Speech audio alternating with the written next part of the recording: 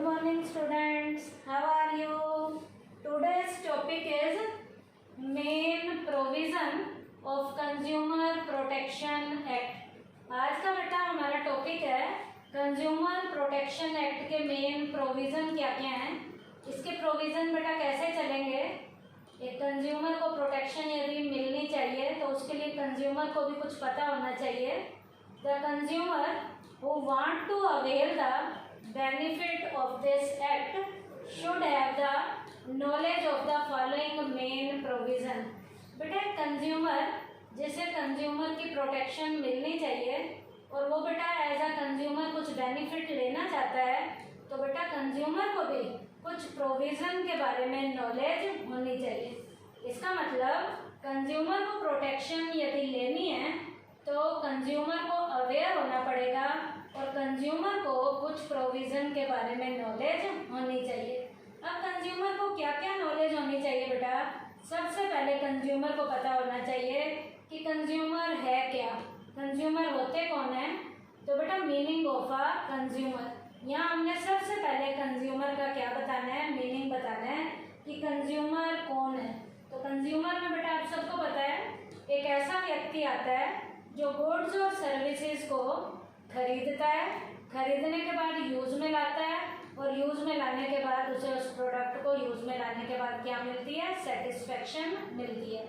इसका मतलब कंज्यूमर कौन है, जो किसी से कोई ना कोई वस्तु खरीदता है या हायर करता है। हायर का क्या मतलब है, ले रहा है बदले में पैसा दे रहा है। तो बाय करने में भी वही होता है और हायर करने में भी वही होता है। तो कंज्यूमर का मीनिंग को दो पार्ट्स में डिवाइड किया हुआ है। यहाँ सबसे पहले कंज्यूमर के बारे में बताया गया है any person who buys any goods for a consideration, और वो भी कंसिडरेशन किसके लिए होगा, विच हैज बीन पेड और प्रोमिस्ड और partially paid and partially promised और under any scheme of deferred payment. बेटा उसने किसी भी स्कीम के तहत या कोई उसने पेमेंट कह रखी है उसके तहत वो गुड्स को क्या कर रहा है, खरीद रहा है। तो एक ऐसा व्यक्ति जो गुड्स को खरीदता है, खरीदने का उसका आपस में कॉन्ट्रैक्ट किसी भी तरीके का हो सकता है। तो एक ऐसा व्यक्ति जो गुड्स को क्या करता है, खरीदता है, खरीद रहा है तो उसका मतलब अपने यूज़ के लिए खरीद रहा है, तो वो कौन है, कंज्यूमर है। उसके बाद सेकंड कंज्यूमर की डेफिनेशन है एनी पर्सन हु हायर और avail of any service for a consideration. पहले गुड्स से रिलेटेड चीज़ों को खरीद रहा था, अब बेटा सर्विसेज से रिलेटेड वो ले रहा है, सर्विस ले रहा है, किसी की ले रहा है। तो मुफ्त में तो कोई सर्विस देगा नहीं, वो सर्विस को हायर करेगा, उस सर्विस को लेगा और बदले में उसे उसका पैसा देगा। तो एनी पर्सन हु हायर्स और avail of any service for a consideration, बाकी फिर वही ऊपर की तरह चलेगा क्या, विच हैज़ बीन पेड और प्रोमिस्ड और पार्शियली पेड और पार्शियली प्रोमिस्ड और under any system of deferred payment. तो जो उनके बीच में तय हुआ है उसके अकॉर्डिंग कि सारा पैसा दे रहा है, आधा दे रहा है, आधे से ज़्यादा दे रहा है, कैसे कैसे पेमेंट करेगा।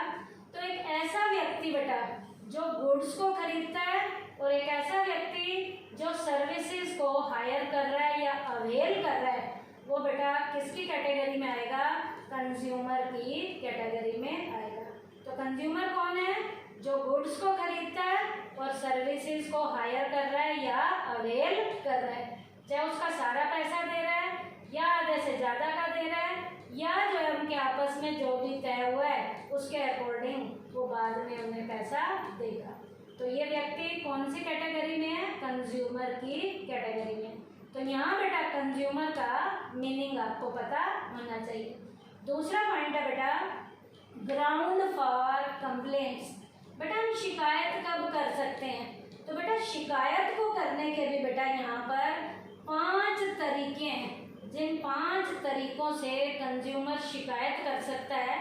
तो पहला तरीका है बेटा अनफेयर ट्रेड प्रैक्टिसेस, या बेटा इसके साथ है रिस्ट्रिक्टिव ट्रेड प्रैक्टिसेस। क्या क्या? ग्राउंड फॉर कंप्लेंट में पहला पॉइंट क्या है? अनफेयर ट्रेड प्रैक्टिसेस या रिस्ट्रिक्टिव ट्रेड प्रैक्टिसेस। तो सबसे पहले हम अनफेयर ट्रेड प्रैक्टिस का मीनिंग पढ़ेंगे कि ये क्या होता है। अनफेयर लेवल की ट्रेड प्रैक्टिस क्या है? It means to adopt a faulty way to gain excess profit by trader. बेटा एक ट्रेडर के द्वारा, एक बेचने वाले के द्वारा बेटा गलत हथकंडे अपनाकर, गलत तरीके अपनाकर, जब बेचने वाला गलत तरीके अपनाता है और बेटा ज़्यादा प्रॉफिट कमाने की कोशिश करता है तो उसे किसका नाम दिया जाता है? अनफेयर ट्रेड प्रैक्टिस का नाम दिया जाता है।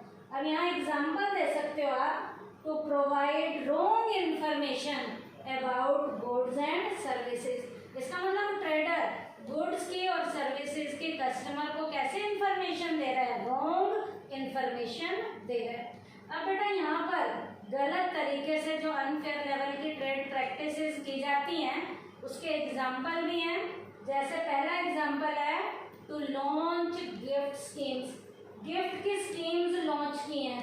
क्या गिफ्ट की स्कीम लॉन्च की है? जैसे बेटा despite either the cost of the gift item is added to the original cost of the product or quality is compromised।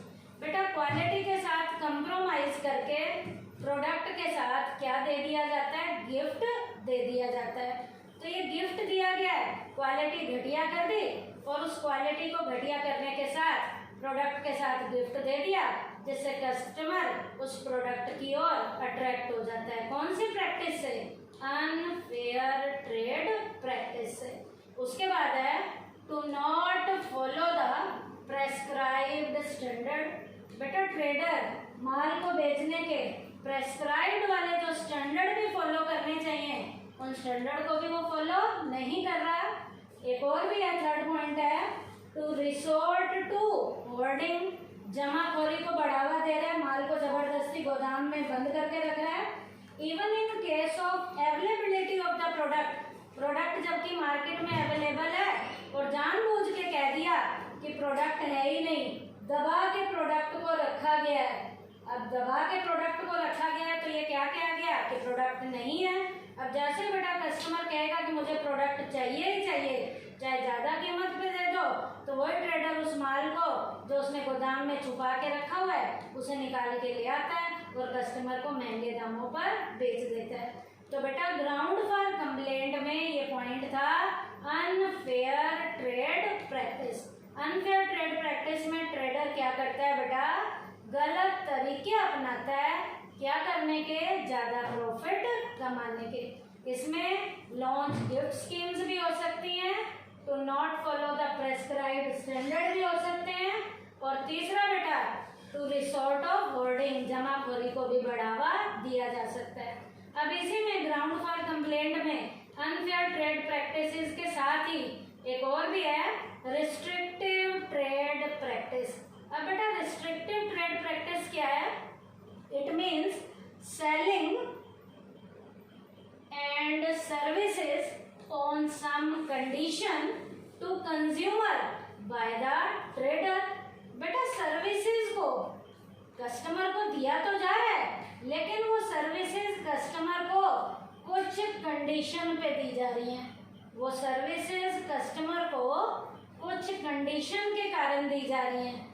कैसे कुछ कंडीशन के कारण सर्विस दी जा रही है? जैसे बेटा एक एग्जांपल है, a car seller sells car on the condition that along with the purchase of the car one has to buy an insurance policy. जैसे जहाँ से हम गाड़ी लेंगे, कार लेंगे, वहीं से हमें उस गाड़ी की इंश्योरेंस की भी क्या लेनी पड़ेगी? पॉलिसी लेनी पड़ेगी। तो गाड़ी के लेने के साथ साथ वहीं से इंश्योरेंस की पॉलिसी लेनी है। तो ये भी बेटा एक गलत तरीका है जिसका नाम क्या है? Restrictive trade practice. तो ग्राउंड फॉर कंप्लेंट में बेटा दो पॉइंट थे, अनफेयर ट्रेड प्रैक्टिसेस और इसी के साथ था रिस्ट्रिक्टिव ट्रेड प्रैक्टिसेस। उसके बाद बेटा सेकंड पॉइंट है डिफेक्टिव गुड्स। माल भी घटिया क्वालिटी का दिया जाता है, डिफेक्ट वाला दिया जाता है। A consumer can file a complaint against defective goods. अब बेटा कंज्यूमर को यदि डिफेक्टिव माल दिया गया है तो कंज्यूमर ऐसी कंडीशन में उस ट्रेडर के खिलाफ क्या कर सकता है, कंप्लेंट फाइल कर सकता है। डिफेक्ट में relate to quantity, quality, potency और प्योरिटी ऑफ द प्रोडक्ट। बेटा वो प्रोडक्ट में जो डिफेक्ट है वो किस में हो सकता है, क्वांटिटी कम हो सकती है, क्वालिटी में कहीं ना कहीं कुछ घटिया होगा, पोटेंसी और प्योरिटी का मतलब है शुद्धता में कमी है, या or goods are not in accordance with related act, या गुड्स उस रिलेटेड एक्ट के अकॉर्डिंग में नहीं है, या कॉन्ट्रैक्ट के अकॉर्डिंग भी गुड्स नहीं दी गई। तो यहाँ पर गुड्स में डिफेक्ट आने पर भी कंज्यूमर जो है ऐसी कंडीशन में कंप्लेंट को क्या कर सकता है, फाइल कर सकता है। और वो कंप्लेंट कैसे फाइल की जाएगी, प्रोडक्ट की क्वांटिटी में कुछ कमी है, क्वालिटी में, पोटेंसी या प्योरिटी में क्या है, कमी है। उसके बाद बेटा अब यहाँ पर भी बेटा डिफेक्टिव लेवल की जो गुड्स हैं वहाँ पर आप क्या दे सकते हो, इसका एग्जाम्पल दे सकते हो। और एग्जाम्पल में क्या है बेटा, जैसे बेटा for instance in a packet if the quantity of material is not the same as originally written on the pack. बेटा पैक के ऊपर जैसा लिखा हुआ है, अब जब आप प्रोडक्ट को खोलते हो उसके अकॉर्डिंग नहीं है, इसका मतलब गुड्स कैसी मिली आपको, डिफेक्टिव मिली। तो आप ऐसी कंडीशन में भी एज अ कंज्यूमर आपका एक्सप्लॉयटेशन हुआ, आप उसके अगेंस्ट कंप्लेंट फाइल कर सकते हो। उसके बाद है बेटा डेफिशिएंसी ऑफ सर्विसेज। बेटा आपको घटिया क्वालिटी की सर्विसेज दी जा रही हैं, पैसे बढ़िया के लिए जा रहे हैं लेकिन घटिया सर्विसेज दी जा रही हैं, तो ऐसी कंडीशन में भी आप कंप्लेंट फाइल कर सकते हो।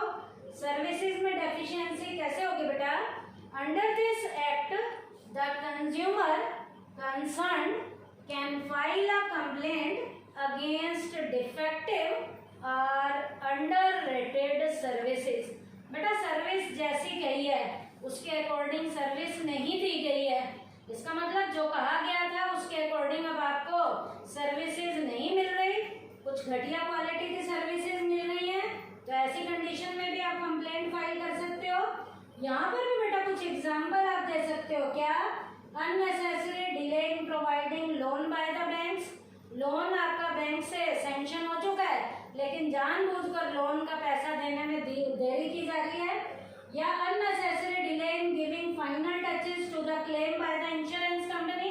इंश्योरेंस कंपनी से आपको क्लेम मिलना था लेकिन क्लेम भी आपको टाइम पे नहीं दिया जा रहा है। Unnecessary delay in supplying goods by the transport company. Transport company में आपने माल भेज रखा है लेकिन वो माल आपके घर तक देरी से आ रहा है।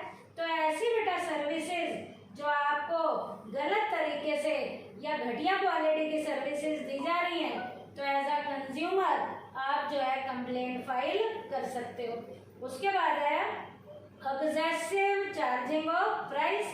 बेटा आपसे एज अ कंज्यूमर प्रोडक्ट की प्राइस भी ज़्यादा ली जा रही हो तो consumer can lodge a complaint against excessive charging of prices. आपसे प्रोडक्ट की प्राइस ज़्यादा ली जा रही हो, इसका मतलब आपका एक्सप्लॉयटेशन हो रहा है, तो ऐसी कंडीशन में भी आप कंप्लेंट फाइल कर सकते हो। और वो प्रोडक्ट की प्राइस कैसे कैसे ज़्यादा ली जा रही है, price written on the packet of the product. Packet जो है प्रोडक्ट के उसके ऊपर जो प्राइस लिखी हुई है उससे ज़्यादा ली जा रही है। Price decided by any act, किसी भी एक्ट के अकॉर्डिंग जो प्राइस डिसाइड की जा रही है उससे भी यदि प्राइस आपसे ज़्यादा ली जा रही है, इसका मतलब प्राइस ज़्यादा लेकर एज अ कंज्यूमर तुम्हारा एक्सप्लॉयटेशन हो रहा है, ऐसी कंडीशन में भी आप कंप्लेंट क्या कर सकते हो, फाइल कर सकते हो। उसके बाद है सप्लाई ऑफ हजार्डियस गुड्स। बेटा आपके स्वास्थ्य के लिए नुकसानदायक जो प्रोडक्ट हैं, गुड्स हैं, वो आपको सप्लाई की जा रही हैं जो बढ़िया क्वालिटी के नहीं है। आप उन प्रोडक्ट को यूज में लाओगे तो उसको यूज में लाने के बाद आपके स्वास्थ्य के ऊपर, आपकी हेल्थ के ऊपर यदि नेगेटिव इम्पैक्ट आ रहा है, इसका मतलब आपका एक्सप्लॉयटेशन हो रहा है, ऐसी कंडीशन में भी आप कंप्लेंट फाइल कर सकते हो। if the products which can prove hazardous for life are sold without proper information, then the victim concerned can lodge a complaint. अब बेटा ऐसी कंडीशन में घटिया माल यदि आपको दिया गया है तो आपके इसका मतलब ठगाई हुई है, तो एज अ ठगे जाने के बाद आप ठगे हो जाने के बाद चुप करके अपना मुंह सीख कर बैठोगे नहीं। जिसने भी आपको गलत माल बेचा है आप उसके खिलाफ क्या ले सकते हो, एक्शन ले सकते हो। जैसे बेटा किसी भी प्रोडक्ट की आपको प्रॉपर लेवल की इंफॉर्मेशन नहीं दी गई है, आपको उसका यूज करने का तरीका नहीं आता, आपको उसके कंटेंट के बारे में नहीं पता, फिर आप कंप्लेंट फाइल कर सकते हो। Some of the hazardous products are, जैसे प्रेशर कुकर हो सकता है, इलेक्ट्रिकल अप्लायंसेज हो सकते हैं, कुकिंग की कोई गैस हो सकती है, इसके अलावा भी कोई ऐसे प्रोडक्ट हो सकते हैं जिनको यूज में लाने के बाद आपकी हेल्थ के ऊपर नेगेटिव इम्पैक्ट आ रहा है, इसका मतलब घटिया क्वालिटी का माल आपको दिया गया है। ऐसी कंडीशन में भी ठगाई होने के बाद आप जो है ऐसे जो ट्रेडर हैं जिन्होंने आपके साथ गलत काम किया है, आप जो है उनके खिलाफ कंप्लेंट फाइल कर सकते हो। तो आज के टॉपिक में बेटा हमने main provision of consumer protection act में दो चीजें पढ़ी हैं। एक तो कंज्यूमर का मीनिंग पढ़ा है, दूसरा बेटा हमने ग्राउंड फॉर कंप्लेंट के 5 पॉइंट किए हैं, जिसमें पहला था अनफेयर ट्रेड प्रैक्टिसेस और restrictive trade practices, defective goods किया है, डेफिशिएंसी ऑफ सर्विसेज किया है, एग्जेसिव चार्जिंग ऑफ प्राइस किया है, और लास्ट यहाँ पे किया है सप्लाई ऑफ हजार्डियस गुड्स। और इस टॉपिक का बेटा दूसरा जो बचा हुआ पार्ट है वो हम अगले लेक्चर में करेंगे बेटा। Thank you.